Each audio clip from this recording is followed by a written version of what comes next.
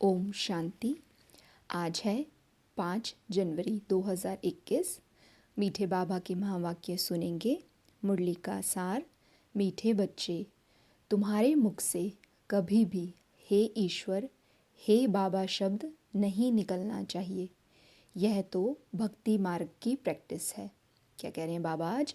मीठे बच्चे, तुम्हारे मुख से कभी भी हे ईश्वर, हे बाबा शब्द नहीं निकलना चाहिए।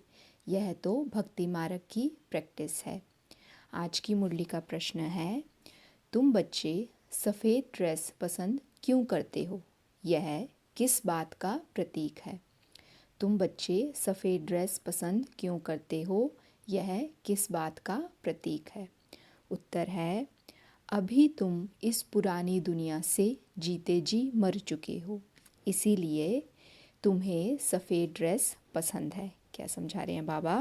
बच्चे, अभी तुम इस पुरानी दुनिया से जीते जी मर चुके हो, इसलिए तुम्हें सफ़ेद ड्रेस पसंद है। यह सफ़ेद ड्रेस मौत को सिद्ध करता है। जब कोई मरता है तो उस पर भी सफ़ेद कपड़ा डालते हैं। तुम बच्चे भी अभी मरजीवा बने हो। ओम शांति।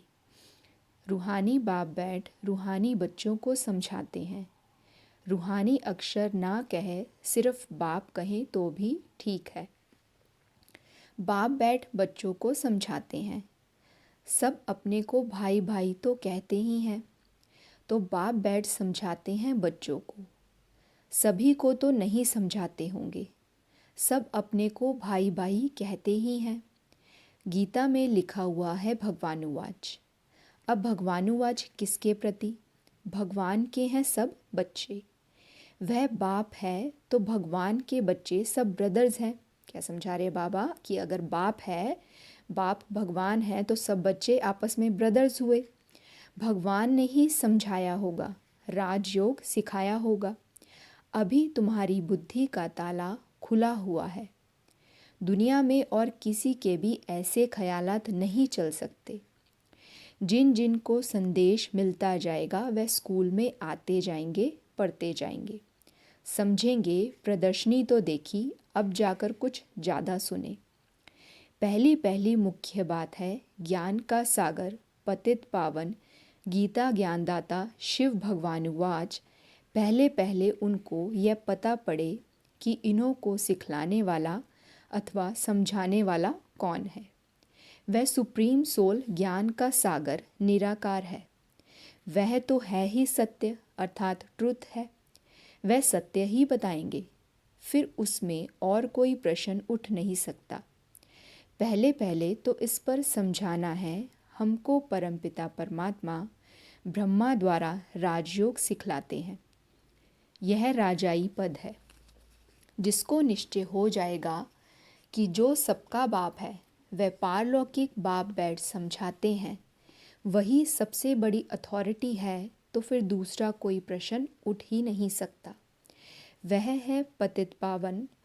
तो जब वह आते हैं तो ज़रूर अपने टाइम पर आते होंगे।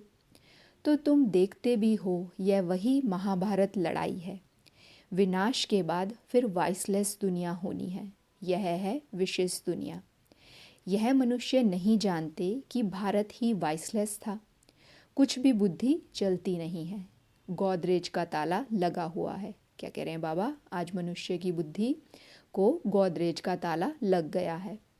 उसकी चाबी एक बाप के पास ही है, इसलिए उनको ही ज्ञानदाता दिव्य चक्षु विदाता कहा जाता है।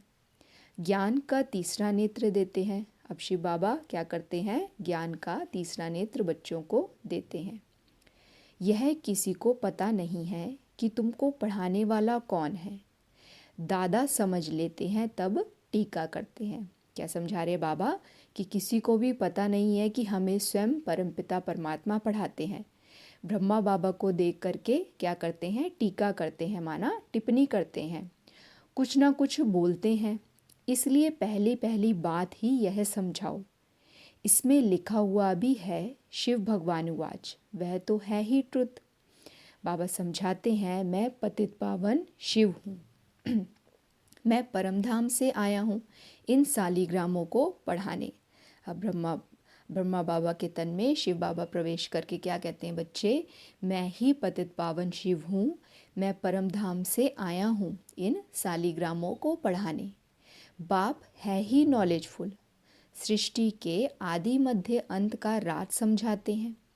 यह शिक्षा अभी तुमको ही बेहद के बाप से मिल रही है। वही सृष्टि के रचयिता हैं, शिव बाबा ही सृष्टि के रचयिता हैं। पतित सृष्टि को पावन बनाने वाले हैं, बुलाते भी हैं, हे पतित पावन आओ, तो पहले पहले उसका ही परिचय देना है। क्या समझा रहे हैं बाबा? जब हम बाबा को बुलाते हैं कि हे पतित पावन आओ, तो पहले पहले बाबा का ही परिचय देना है। उस परमपिता परमात्मा के साथ आपका क्या संबंध है? वह है ही सत्य। नर से नारायण बनने की सत्य नॉलेज देते हैं। बच्चे जानते हैं बाप सत्य है, बाप ही सचखंड बनाते हैं। तुम नर से नारायण बनने यहाँ आते हो। बैरिस्टर पास जाएंगे तो समझेंगे हम बैरिस्टर बनने आए हैं। अभी तुमको निश्चय है कि हमें भगवान पढ़ाते हैं। कई निश्चय करते भी फिर संशय बुद्धि हो जाते हैं, तो उनको सब मनुष्य कहते हैं तुम तो कहते थे भगवान पढ़ाते हैं, फिर भगवान को छोड़ क्यों आए हो? क्या कह रहे हैं बाबा? कईयों को निश्चय होता है फिर भी माया संशय में ले आती है। फिर सभी उनसे पूछते हैं कि तुम्हें तो भगवान पढ़ाते थे, फिर उन्हें क्यों छोड़ दिया? संशय आने से ही भागंती हो जाते हैं, कोई ना कोई विक्रम करते हैं। भगवानुवाच काम महाशत्रु है, इन पर जीत पाने से ही तुम जगत जीत बनेंगे। जो पावन बनेंगे वही पावन दुनिया में चलेंगे। यहाँ है ही राजयोग की बात, तुम जाकर वहाँ राजाई करेंगे। कहाँ? सतयुग में। बाकी जो भी आत्माएं हैं वह अपना हिसाब किताब चुकतू कर वापस अपने घर चली जाएंगी। बाबा कहते तुम सतयुग में राजाई करेंगे और बाकी सारी आत्माएं अपना हिसाब किताब चुकतू कर घर यानी शांति धाम चली जाएंगी। यह कयामत का समय है।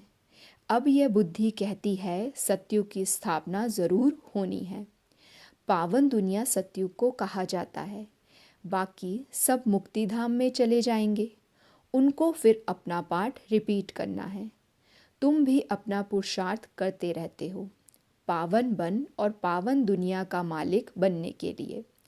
मालिक तो सब अपने को समझेंगे ना, प्रजा भी मालिक है।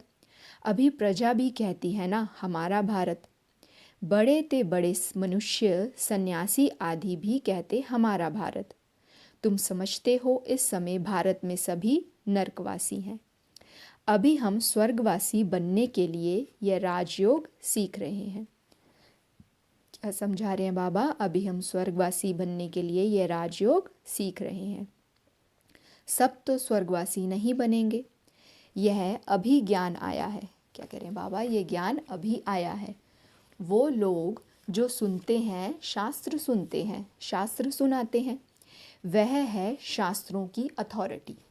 बाबा कहते हैं ये भक्ति मार्ग के वेद शास्त्र आदि सब पढ़ने से सीढ़ी नीचे उतरते जाते हैं। यह सब है भक्ति मार्ग। बाबा कहते हैं जब भक्ति मार्ग पूरा होगा तभी मैं आऊँगा। मुझे ही आकर सब भक्तों को भक्ति का फल देना है। मेजॉरिटी तो भक्तों की है, सब पुकारते रहते हैं ना हे गॉड फादर। भक्तों के मुख से ओ गॉड फादर हे भगवान ज़रूर निकलेगा। अब भक्ति और ज्ञान में तो फ़र्क है। तुम्हारे मुख से कभी हे ईश्वर हे भगवान ये अक्षर नहीं निकलेंगे। मनुष्यों को तो ये आधा कल्प की प्रैक्टिस पड़ी हुई है।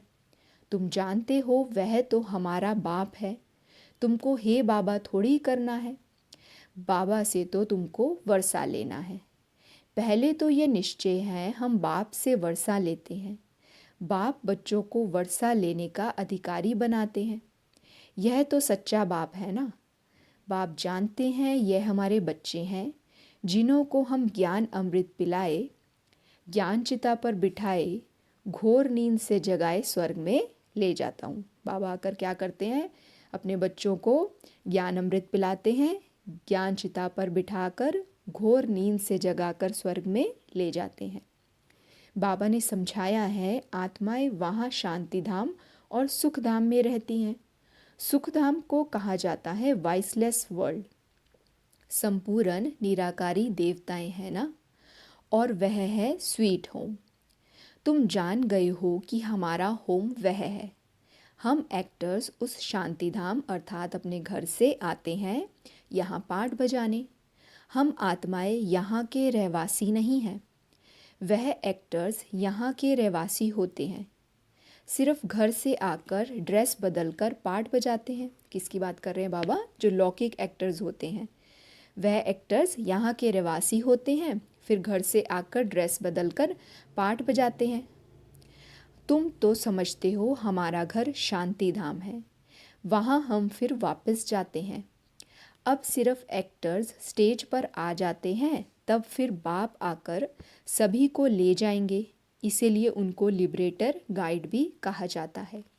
दुख हरता सुख करता है, तो इतने सब मनुष्य कहाँ जाएंगे? विचार करो, पतित पावन को बुलाते हैं किस लिए? अपने मौत के लिए। दुख की दुनिया में रहना नहीं चाहते हैं, इसलिए कहते हैं घर चलो। यह सब मुक्ति को ही मानने वाले हैं। भारत का प्राचीन राजयोग भी कितना मशहूर है। विलायत में भी जाते हैं प्राचीन राजयोग सिखलाने। वास्तव में हठयोगी तो राजयोग जानते ही नहीं, उन्हों का योग ही रॉन्ग है।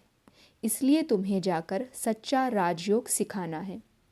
मनुष्यों को सन्यासियों की कफनी देख उन्हों को कितना मान देते हैं। क्या कह रहे हैं बाबा? मनुष्य तो सन्यासियों की कफनी आदि देख उन्हों को कितना मान देते हैं। बौद्ध धर्म में भी सन्यासियों को कफनी पहनी हुई देख उनको मानते हैं। सन्यासी तो बाद में होते हैं।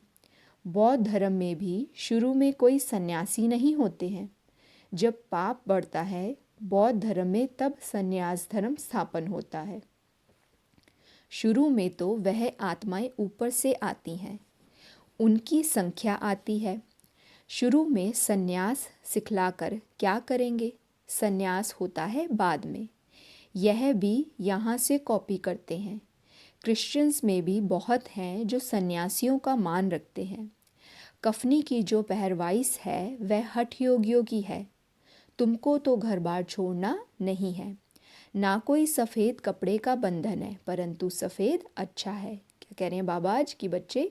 सफ़ेद कपड़े का कोई बंधन नहीं है, परंतु सफ़ेद पवित्रता का प्रतीक होता है, इसलिए अच्छा है। तुम भट्टी में रहे हो तो ड्रेस भी यह हो गई है। आजकल सफ़ेद बहुत पसंद करते हैं। मनुष्य मरते हैं तो भी सफ़ेद चादर डालते हैं। तुम भी अभी मर्जीवा बने हो तो सफ़ेद ड्रेस अच्छी है। तो पहले कोई को भी बाप का परिचय देना है। क्या समझा रहे बाबा कि बच्चे सबसे पहले जब स्टार्ट करना है तो बाबा का परिचय देना है। 2 बाप हैं, यह बातें समझने में टाइम लेते हैं। क्या कह रहे हैं बाबा? ये बातें समझने में थोड़ा समय लगता है। प्रदर्शनी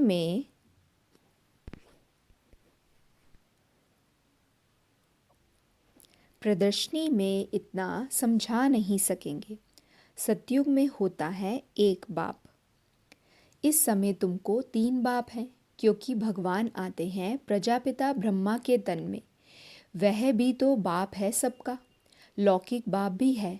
अच्छा, अब तीनों बाप से ऊंच वर्षा किसका? क्या पूछ रहे हैं बाबा? अब तीनों बाप से सबसे ऊंचा वर्षा किसका है? निराकार बाप वर्षा कैसे दे? वह फिर देते हैं ब्रह्मा द्वारा। इस चित्र पर तुम बहुत अच्छी रीति समझा सकते हो।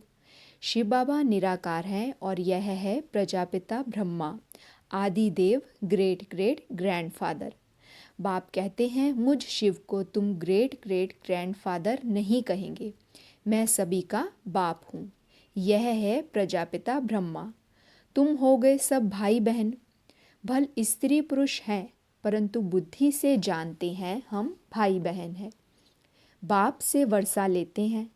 भाई बहन आपस में क्रिमिनल असॉल्ट कर ना सके। अगर दोनों की आपस में विकारी दृष्टि खिंचती है तो फिर गिर पड़ते हैं, बाप को भूल जाते हैं। बाबा कहते हैं तुम हमारा बच्चा बन फिर काला मुंह क्यों करते हो?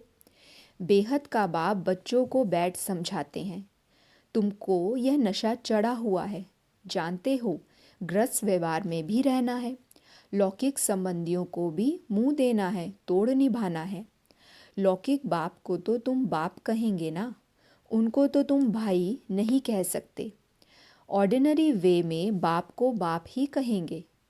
बुद्धि में है यह हमारा लौकिक बाप है। ज्ञान तो है ना, यह ज्ञान बड़ा विचित्र है। आजकल करके नाम भी ले लेते हैं, परंतु कोई विजिटर आदि बाहर के आदमी के सामने भाई कह दो तो वह समझेंगे इनका माथा खराब हुआ है। तो बाबा कह रहे हैं इसमें बड़ी युक्ति चाहिए। तुम्हारा गुप्त ज्ञान है, गुप्त संबंध है, इसमें बड़ा युक्ति से चलना है, लेकिन एक दो को रिगार्ड देना अच्छा है। लौकिक से भी तोड़ निभाना है। बुद्धि चली जानी चाहिए ऊपर। बाबा कह रहे हैं लौकिक से तोड़ तो निभाना है, परंतु बुद्धि जो है वो ऊपर रहनी चाहिए, माना शांति धाम में। बाबा को याद करते रहना चाहिए। हम बाबा से वर्षा ले रहे हैं, बाकी चाचे को चाचा, बाप को बाप कहना पड़े। बाबा कह रहे हैं वैसे तो आत्मा भाई भाई है, और अगर स्त्री के शरीर में है तो भाई बहन हो गए, परंतु चाचा को चाचा और बाप को बाप कहना पड़े। जो बीके नहीं बने हैं तो वह भाई बहन नहीं समझेंगे। क्या कह रहे हैं बाबा कि अगर बाहर वाले कोई देखेंगे बीके नहीं बने हैं तो वह भाई बहन नहीं समझेंगे। जो ब्रह्मा कुमार कुमारियां बने हैं वही इन बातों को समझेंगे। बाहर वाले तो पहले सुनकर चौंकेंगे। इसमें समझने की बड़ी अच्छी बुद्धि चाहिए। बाप तुम बच्चों को विशाल बुद्धि बनाते हैं। तुम पहले हद की बुद्धि में थे, अब बुद्धि चली जाती है बेहद में। हमारा वह बेहद का बाप है। यह सब हमारे भाई बहन हैं। बाकी संबंध में तो बहू को बहू, सासू को सासू ही कहेंगे, बहन थोड़े ही कहेंगे। आते तो दोनों हैं। घर में रहते भी बड़ी युक्ति से चलना होगा। लोक संग्रह को भी देखना पड़ता है, नहीं तो वह लोग कहेंगे यह पति को भाई सासू को बहन कह देते, यह क्या सीखते हैं। यह ज्ञान की बातें तो तुम ही जानो और ना जाने कोई। बाबा क्या कह रहे हैं कि समाज में रहते थोड़ा युक्ति से चलना पड़ता है, नहीं तो लोग कहेंगे कि यह क्या सीखते हैं। कहते हैं ना तुम्हारी गतमत तुम ही जानो। अब तुम उसके बच्चे बने हो तो तुम्हारी गतमत तुम ही जानो। बड़ा संभल कर चलना पड़ता है, कहाँ कोई मूंझे नहीं। तो प्रदर्शनी में भी तुम बच्चों को पहले पहले ये समझाना है कि हमको पढ़ाने वाला भगवान है। अब बताओ वह कौन है, निराकार शिव या कृष्ण। शिव जयंती के बाद फिर आती है कृष्ण जयंती, क्योंकि बाप राजयोग सिखलाते हैं। बच्चों की बुद्धि में आया ना, जब तक शिव परमात्मा ना आए शिव जयंती मना ना सके। जब तक शिव आकर कृष्णपुरी स्थापन ना करें तो कृष्ण जयंती भी कैसे मनाई जाए। कृष्ण का जन्म तो मनाते हैं, परंतु समझते थोड़े ही हैं। कृष्ण प्रिंस था तो ज़रूर सतयुग में प्रिंस होगा ना। देवी देवताओं की राजधानी होगी, सिर्फ एक कृष्ण को तो बादशाही नहीं मिलेगी, ज़रूर कृष्णपुरी होगी ना। कहते भी हैं कृष्णपुरी, और यह है कंसपुरी। कंसपुरी खत्म होगी फिर कृष्णपुरी स्थापन हुई ना। होती भारत में ही है, नई दुनिया में थोड़े ही यह कंस आदि हो सकते हैं। कंसपुरी कहा जाता है कलयुग को। यहाँ तो देखो कितने मनुष्य हैं, सतयुग में थोड़े होते हैं। देवताओं ने कोई लड़ाई नहीं की। कृष्णपुरी कहो अथवा विष्णुपुरी कहो, दैवी संप्रदाय कहो, आसुरी संप्रदाय यहाँ है। बाकी ना देवताओं और असुरों की लड़ाई हुई, ना कौरवों पांडवों की हुई। तुम रावण पर जीत पाते हो। बाप कहते हैं इन 5 विकारों पर जीत पहनो तो तुम जगत जीत बन जाएंगे। इसमें कोई लड़ना नहीं है, लड़ने का नाम ले तो हिंसा हो जाए। रावण पर जीत पानी है, परंतु नॉन वायलेंस से। क्या समझा रहे हैं बाबा कि बच्चे रावण पर जीत पानी है, परंतु नॉन वायलेंस से, हिंसा नहीं करनी है। सिर्फ बाप को याद करने से हमारे विक्रम विनाश होते हैं, लड़ाई आदि की कोई बात नहीं। बाप कहते हैं तुम तमो प्रधान बन गए हो, अब फिर तुमको सतो प्रधान बनना है। भारत का प्राचीन राजयोग मशहूर है। बाप कहते हैं मेरे साथ बुद्धि का योग लगाओ तो तुम्हारे पाप भस्म होंगे। क्या करना है? बाबा के साथ बुद्धि का योग लगाएंगे तो पाप भस्म होंगे। बाप पतित पावन है तो उनसे बुद्धि योग लगाना है, तब तुम पतित से पावन बन जाएंगे। अब प्रैक्टिकल में तुम उनके साथ योग लगा रहे हो, इसमें लड़ाई की कोई बात नहीं है। जो अच्छी रीति पढ़ेंगे और बाप के साथ योग लगाएंगे वही बाप से वर्षा पाएंगे। अगर बाबा से वर्षा लेना है तो बाबा को अच्छी रीति याद करना पड़ेगा और अच्छे से पढ़ाई करनी पड़ेगी। क्या कह रहे हैं बाबा? जो अच्छी रीति पढ़ेंगे और बाप के साथ योग लगाएंगे वही बाप से वर्षा पाएंगे। अच्छा, मीठे मीठे सिकी लदे बच्चों प्रति माता पिता बाप दादा का याद प्यार और गुड मॉर्निंग। रूहानी बाप की रूहानी बच्चों को नमस्ते। हम रूहानी बच्चों की रूहानी माता पिता बाप दादा को याद प्यार गुड मॉर्निंग और नमस्ते। शुक्रिया बाबा, शुक्रिया। धारणा के लिए मुख्य सार है। पहली पॉइंट, भाई भाई की दृष्टि का अभ्यास करते हुए लौकिक बंधनों से तोड़ निभाना है। बड़ी युक्ति से चलना है। विकारी दृष्टि बिल्कुल नहीं जानी चाहिए। कयामत के समय संपूर्ण पावन बनना है। भाई भाई की दृष्टि का अभ्यास करते हुए लौकिक बंधनों से तोड़ निभाना है। बड़ी युक्ति से चलना है। विकारी दृष्टि बिल्कुल नहीं जानी चाहिए। कयामत के समय संपूर्ण पावन बनना है। दूसरी पॉइंट, बाप से पूरा वर्षा लेने के लिए अच्छी रीति पढ़ाई करनी है और पतित पावन बाप से योग लगाकर पावन बनना है। बाप से पूरा वर्षा लेने के लिए अच्छी रीति पढ़ाई करनी है और पतित पावन बाप से योग लगाकर पावन बनना है। आज की मुरली का वरदान है, कमज़ोरियों को फुल स्टॉप देकर अपने संपन्न स्वरूप को प्रख्यात करने वाले साक्षात्कार मूर्त भव। कमज़ोरियों को फुल स्टॉप देकर अपने संपन्न स्वरूप को प्रख्यात करने वाले साक्षात्कार मूर्त भव। बाबा समझा रहे हैं, विश्व आपके कल्प पहले वाले संपन्न स्वरूप पूज्य स्वरूप का सिमरन कर रही है। इसलिए अब अपने संपन्न स्वरूप को प्रैक्टिकल में प्रख्यात करो।